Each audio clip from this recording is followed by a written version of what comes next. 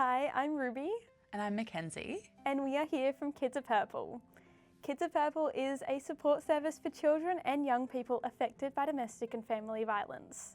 Ruby and I are here today to discuss domestic and family violence and how young people could reach out for support in those situations. What is domestic and family violence and how can it affect young people?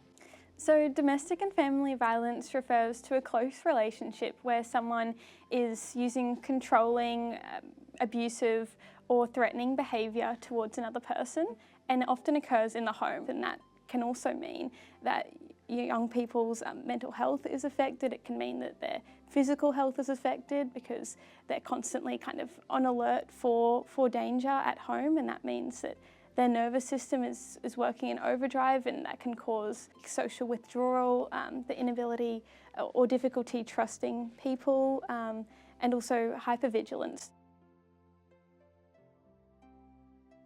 So Ruby, why can it be hard to talk about what's happening at home or to ask for help?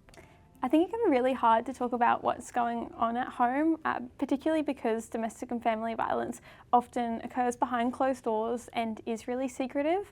And I think for young people, that can mean that there is a fear about what happens if you tell someone and whether that will actually make things worse for your family.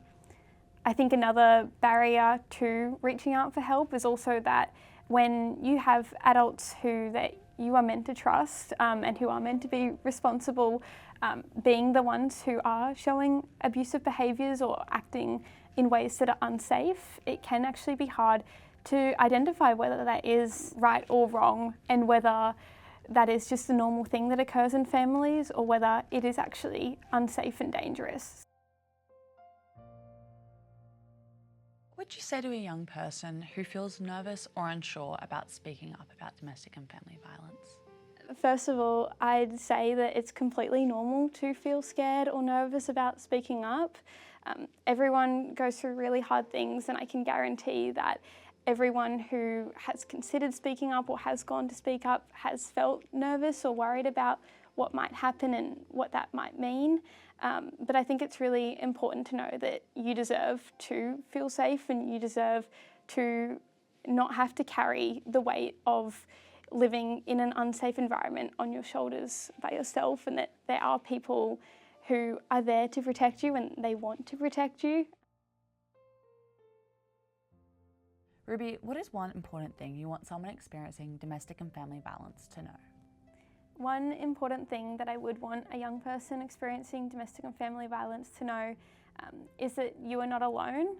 It can feel really isolating, not really knowing what's going on, whether it's right or wrong, who you can speak up to. It's a really hard thing, and so I think knowing that you're not alone in that and that there are people out there to support you is really important.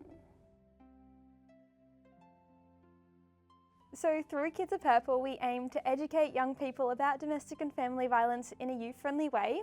We then aim to validate the experiences of children in their own right, acknowledging that their experience is very different to that of an adult.